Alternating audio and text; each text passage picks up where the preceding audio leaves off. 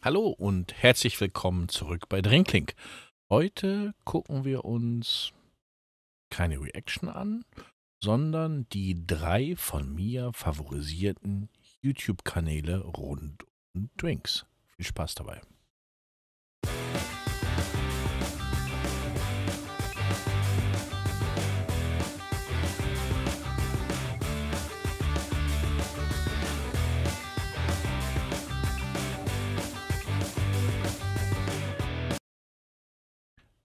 Ich bin jetzt mittlerweile seit fast 3 Jahren hier auf YouTube aktiver. Der Kanal ist schon knapp 8 Jahre alt, aber aktiv bin ich erst so knapp 3 Jahre. Am 23. Februar sind es genau 3. In der Zeit habe ich YouTube für mich quasi als neues Medium entdeckt. Bin halt der alte Onkel vom vor dem Krieg. Und habe das für mich als Medium entdeckt, dass auch einige sehr interessante Einflüsse da sind. 3 Kanäle haben mich tatsächlich geprägt und auch beeinflusst hier bei meinem YouTube-Kanal. Alle 3 Kanäle englischsprachig. Und von daher für euch vielleicht ein bisschen schwieriger. Deshalb vielleicht den deutschen Untertitel auf eurer Seite jetzt einfach anschalten.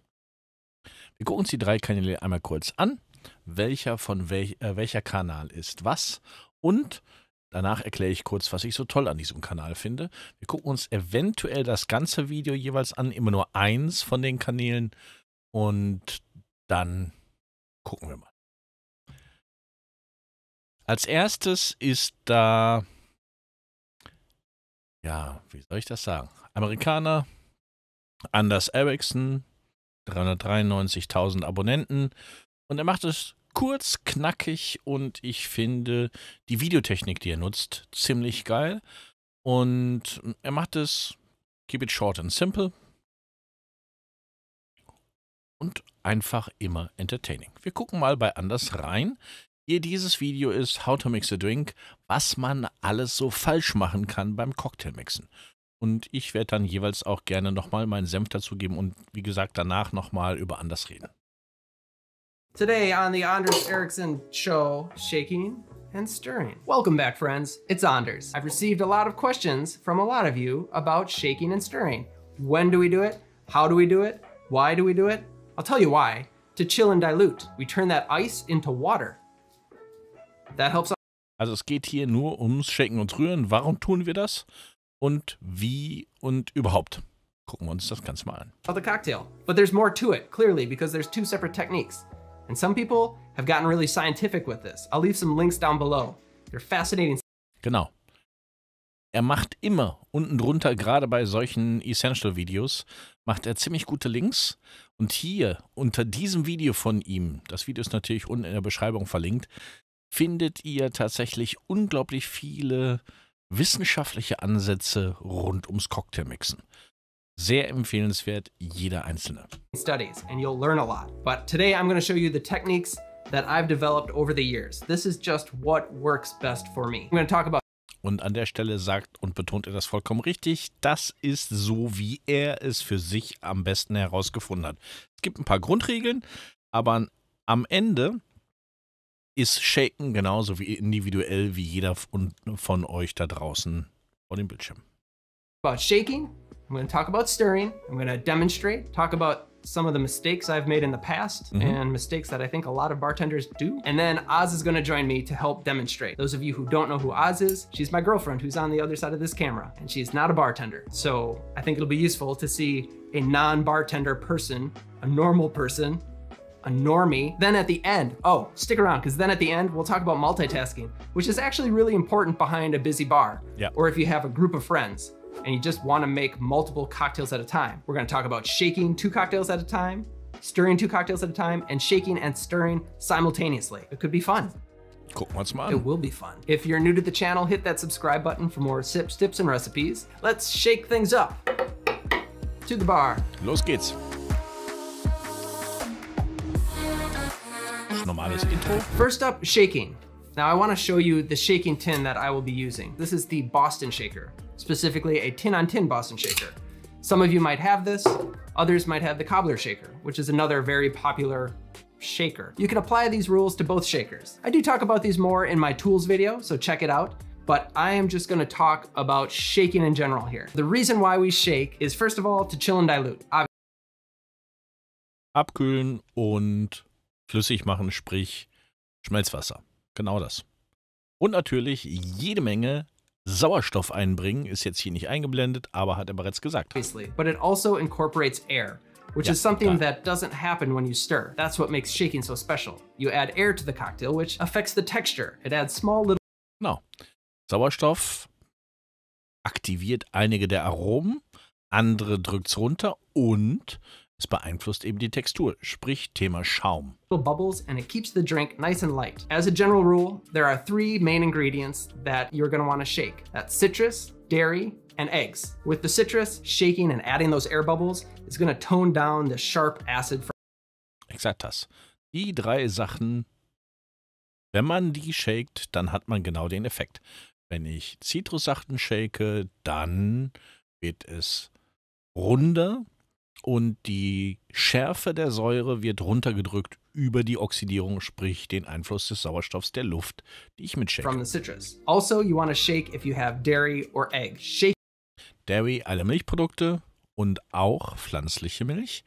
Und natürlich agitates everything and it just helps emulsify that ingredient into the drink. I mean, think about making a meringue. You don't just stir it slowly. You really gotta work it. You gotta whip that stuff. Also, adding little aufschlagen. Genau. Air bubbles to your cocktail dampens the alcoholic burn of alcohol. So I would say in a lot of cases, it makes that drink more drinkable. You won't notice the burn of the alcohol. The effects remain the same. Anyway, shaking, texture from the bubbles. That's what we want. Techniques. There are 2 main techniques for shaking. You've got your Japanese hard shake, and that typically is a 3-point shake, which involves shaking and snapping your wrist. So you're actually turning the shaker as you shake. Then there's the American style, which is a 2-point shake, and it's pretty much just a back and forth shake. Which one's better than the other? It doesn't matter. As long as you are shaking for 10 to 15 seconds with enough ice and using the whole shaking tin, you're liquid. Ich gehe nochmal kurz zurück. Ganz wichtige Regeln beim Shaken. Und hat er zu 100% recht. Wo sind wir? Wo sind die Regeln? One's better than the other? It doesn't matter. As long as you are shaking for 10 to 15 seconds with enough ice and using the whole shaking. So, 10 bis 15 Sekunden. Niemals am Eis sparen und den Shaker nutzen. Sprich, nicht nur kleine Wege gehen, sondern den Shaker halt wirklich hin und her shaken. Ich sag immer, das sind keine 20 Zentimeter. Der Weg sollte länger als 20 Zentimeter sein, den der Shaker zurücklegt. Your liquid will reach thermal equilibrium, basically meaning your cocktail will get as cold and diluted as it's gonna get during that shake. So shake it however you like. That's where your own technique comes in handy. But before I show you how I Shaken ist so individuell wie jeder von euch da draußen. Genau das. Also der Shake-Stil am Ende des Tages ist absolut euer Ding. Like to shake the cocktail, let's touch on some things that you want to try to avoid. One of the most common mistakes I've seen bartenders do is they don't actually shake the cocktail. Genau, das ist nicht Shaken, das ist hin und her rütteln. Das hat nichts mit Shaken zu tun. Sehr schön im Beispiel gezeigt. They pick it up and they just kind of wiggle it around. And if you think about what the liquid's doing in there, it's just kind of getting sloshed around. The goal here is to make that liquid travel from one end of your shaking tin to the other. You want that ice to hit both sides. This is...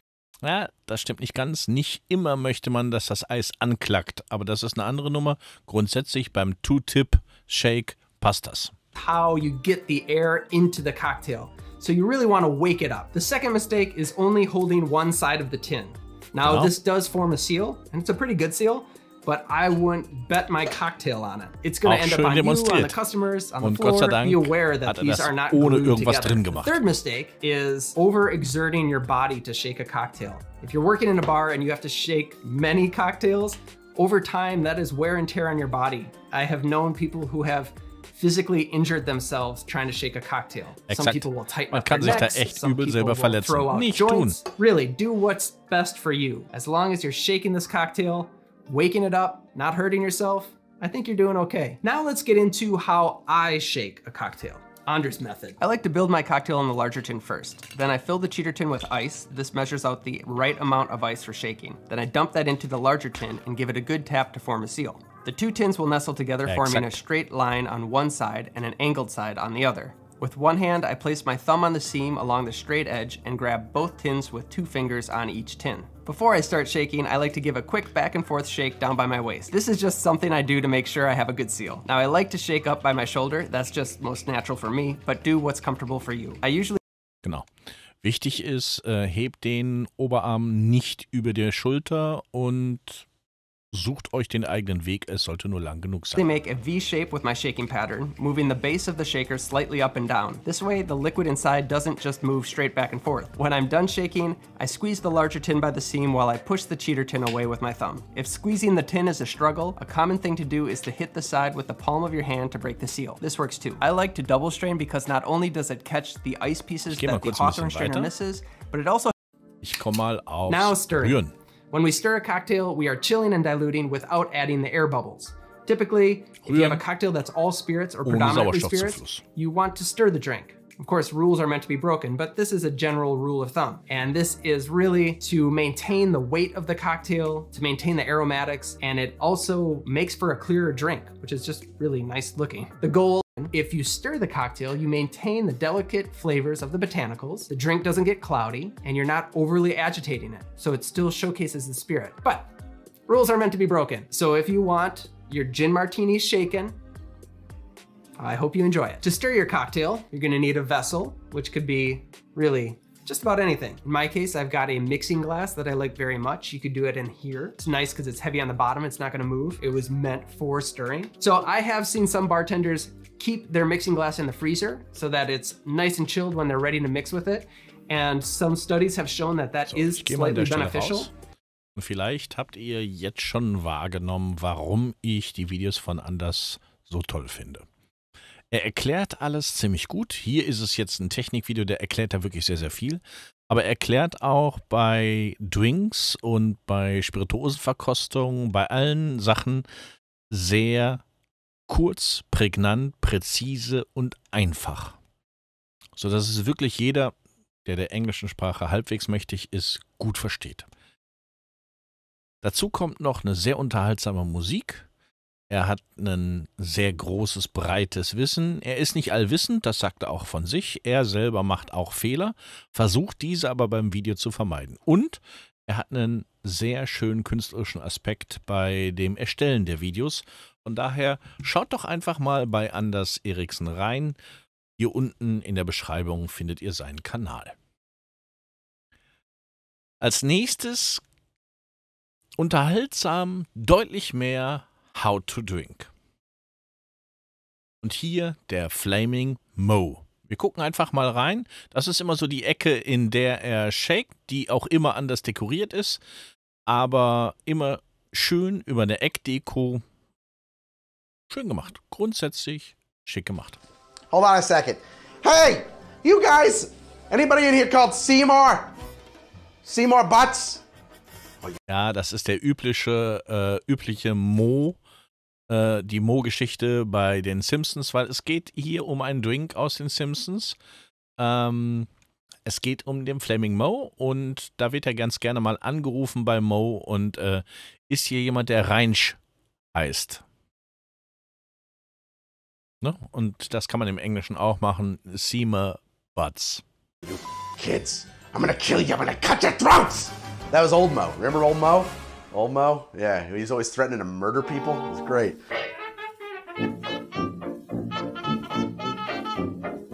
Unglaublich viele tolle Ideen.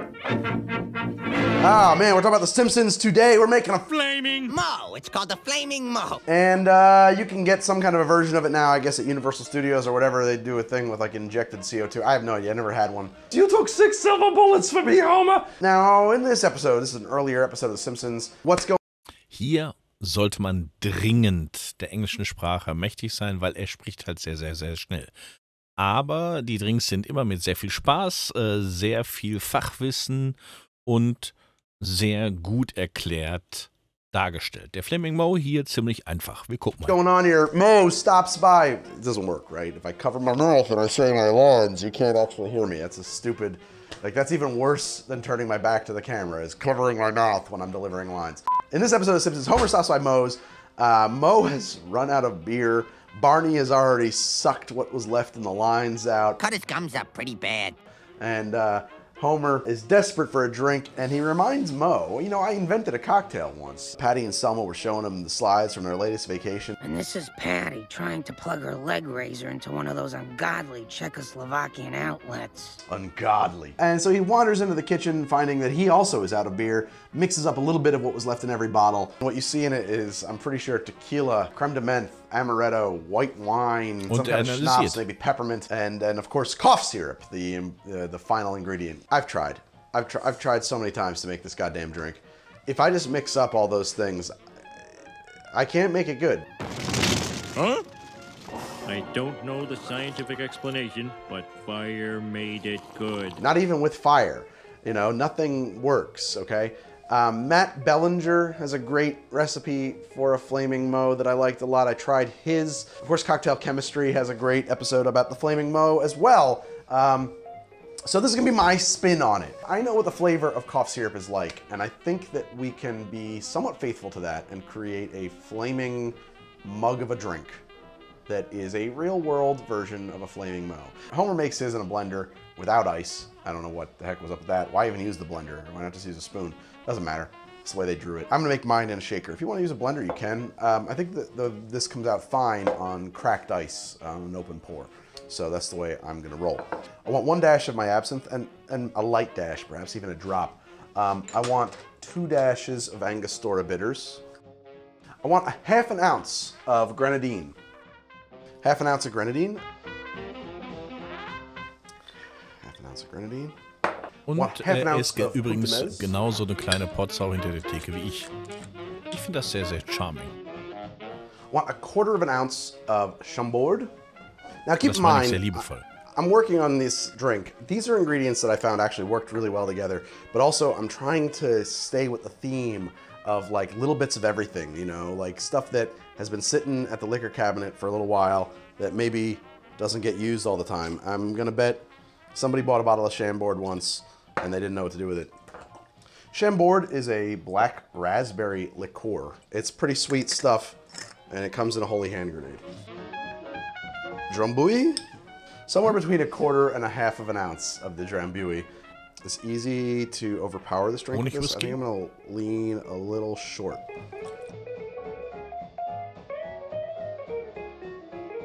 Und ich finde die Musik halt sehr, sehr schön. Ich finde die ganzen Swings. I need 1 ounce of Canadian rye. Whiskey. I like this Canadian Club whiskey here. Now, so part of that theme, right, of grabbing a little bit of everything to make this up is that it should be a split base cocktail. I think that the Matt Bellinger version uses like 3 or 4 different rums. Rum blend is a cool idea. I really wanted to try and blend various spirits, like of different types. I played around a little bit. I really liked the way an ounce of this particular bottle of Canadian rye and this rum Barbancourt Haitian white that I happen to like very much.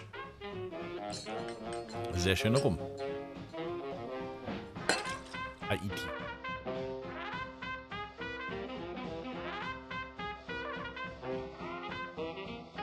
I thought they worked really well together, and that's why I did that. Okay, and that's it. We're gonna shake this drink over entirely cracked ice.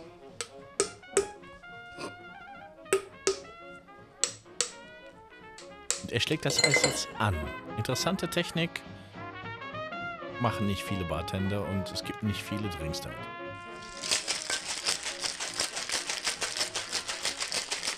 Cracked Eis, nicht Crushed Eis, ist ein Unterschied. Er hat einen eigenen Stil. We'll serve that in a big old Moe's beer mug. These are available in the comments below. Wir gehen nochmal kurz zurück. Beer mug. These are available in the comments below. Er nimmt einen einen großen Bierkelch und packt da den Drink rein. Weil es passiert gleich noch was.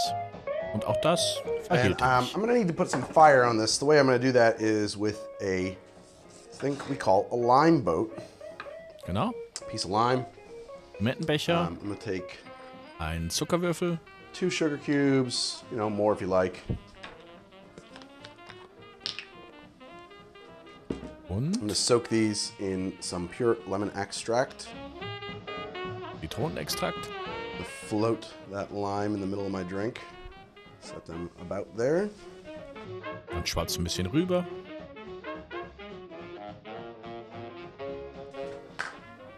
And we can set them on fire. And that's the best way to get a big fire on a drink. Trying to do a burning float of high proof alcohol, you'll just get like small simmering bluish flames for the most part.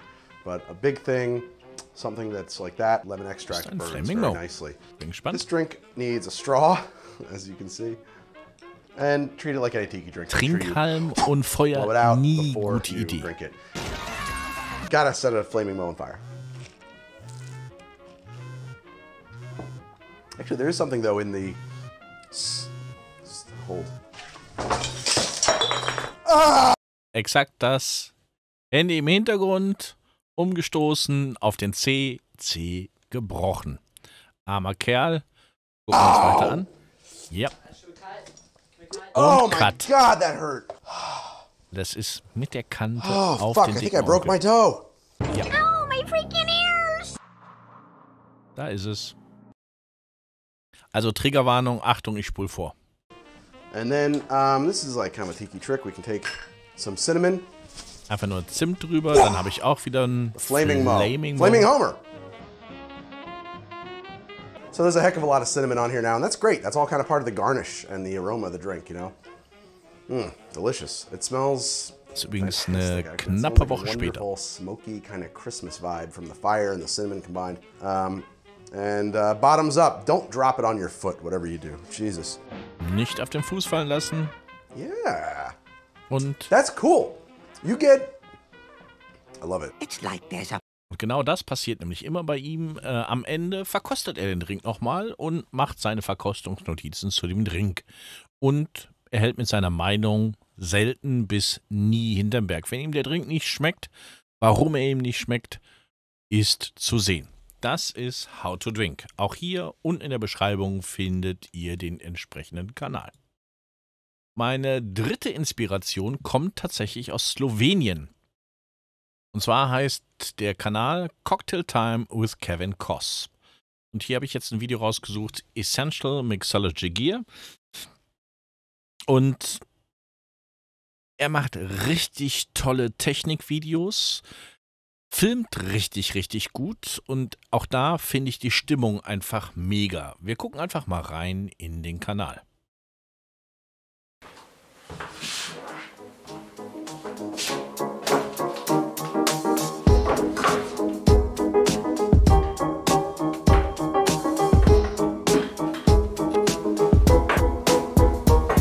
Das sind so die Tools, die beschreibt er Hi heute, friends of die so mixology.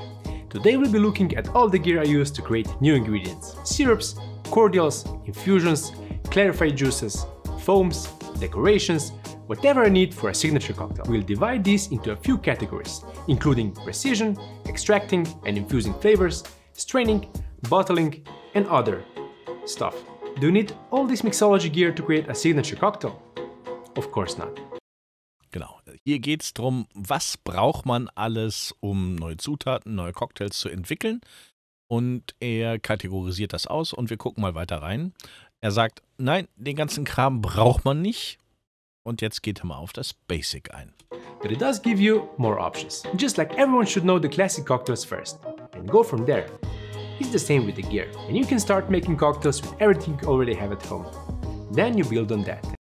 Genau das. Erstmal Cocktails machen mit all dem, was man sowieso schon zu Hause hat, bevor man dann irgendwas anschafft.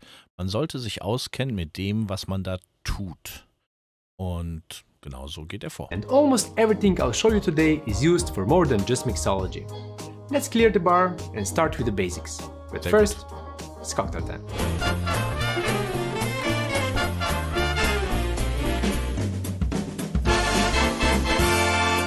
Schicke Musik. As you could see in the intro, I used a shot glass, a teaspoon and a knife. Genau das. Absolute Basics, die jeder zu Hause hat. Ein Teelöffel, ein Messer.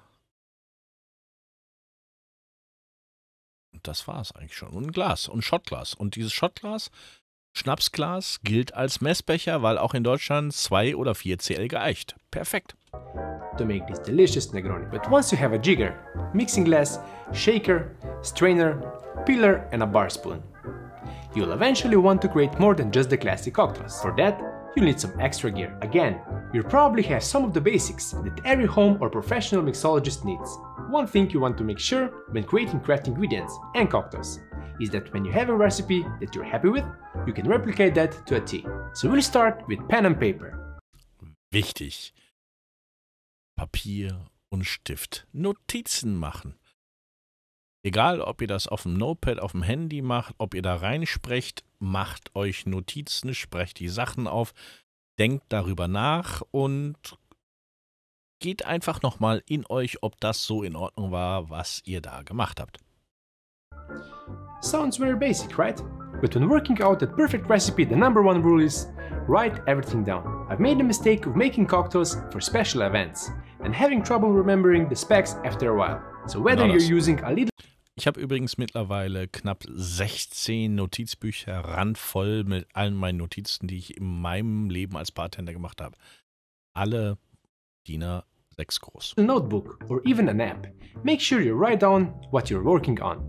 If you need to adjust anything, you'll know what you did before and what small tweaks you can make. Speaking of little tweaks, to get the measurements just right, you'll need scales and measuring cups. Genau. Um dann das Ganze auszumessen, muss man abwiegen, abmessen. Und dazu braucht man die entsprechenden Waagen oder Messbecher. You probably already have the classic kitchen scale, which is great for making sure your syrup is the right one. Große Waage gar kein Thema. Mit 1 Gramm Einteilung kann man super machen und genau das sagt er. Wenn es dann feiner wird, im 0,1 Bereich, braucht man eine andere Waage. Ich spule mal kurz vor, die gleiche Waage habe ich übrigens auch. Ihr seht Double Digit hinterm Komma, heißt 2 Nachkommastellen und ich kann sogar umstellen auf Milliliter. Also das ist eine richtig geile Waage, die nicht sehr teuer ist. Und dann Messbecher abmessen, wir gucken nochmal Let's rein move on in den to the nächsten Teil. segment I'm most excited about, since I just got something brand new to help me more efficiently extract flavors. And no, it's not the juicer. It's this thing. While they say that a good knife is a chef's best friend, a quality Exakt blade das. is needed in mixology as well. This will make sure Ein richtig geiles Messer ist die halbe Miete, auch an der Bar, aber immer schön vorsichtig sein, das Messer immer scharf halten, niemals in die Spülmaschine etc. pp. Aber das wird euch jeder erzählen, der was damit zu tun hat. mortar and a pestle. Again, the same as for cooking. I use it to crush or grind the ingredients that I want to extract more flavors from by increasing their contact surface, making it easier to flavor the infusion. Or you can grind stuff, like dried lemon peels, into a fine powder and use that Man as a da garnish. haben. Ich mache It's es a im helpful Stream tool noch anders, that's great to aber have wird on demnächst hand. anders kommen. Speaking of citrus peels, the essential oils in them have a ton of flavor. And to extract that, I like to use these two. A fine grater Schälmesser and a und thin Feingrater, peeler. genau. The aim with both is to peel or grate just the skin, Sollte man auch without the alle white haben. peel, Aber which adds bitterness. ich gucke mir einfach True weiter den with a Kanal mit powerful euch bullet durch. style blender, which also adds more aeration and Blender, fluffiness, also ein Mixer. making it perfect for some cocktails, like the most complicated pina colada. The classic bigger blender is great for making bigger batches of cordials or other ingredients for events. Next up, heat. It's basic chemistry. Wärmeplatte. Some things need heat to start getting along with each other. Er geht jetzt If you're einfach not die using verschiedenen your kitchen, Küchengeräte durch. Alternatives. You Und can make infusions in a vacuum dann bag without the use of geht es sous noch vide, but tiefer without in the den heat, Vakuumbeutel the process etc. will of pp. course take. Aber da wird schon sehr, sehr nerdig.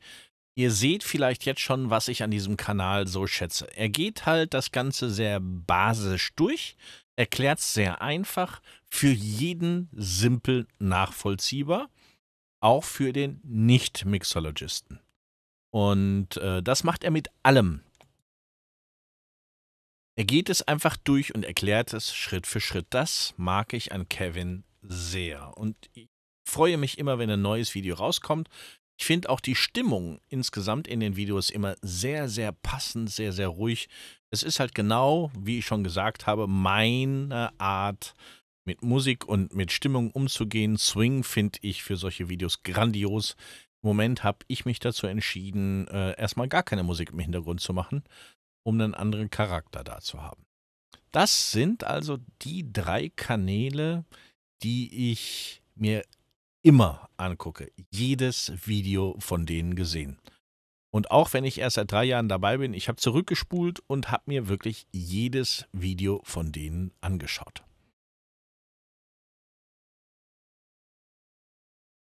So. Wenn ihr einen Kanal habt, der sich um Getränke kümmert und den ihr gut findet, dann schreibt ihn mir doch gerne unten in die Kommentare. Und dann sehen wir uns gerne vielleicht beim nächsten Video hier bei Drinklink. Tschüss, euer Jörg.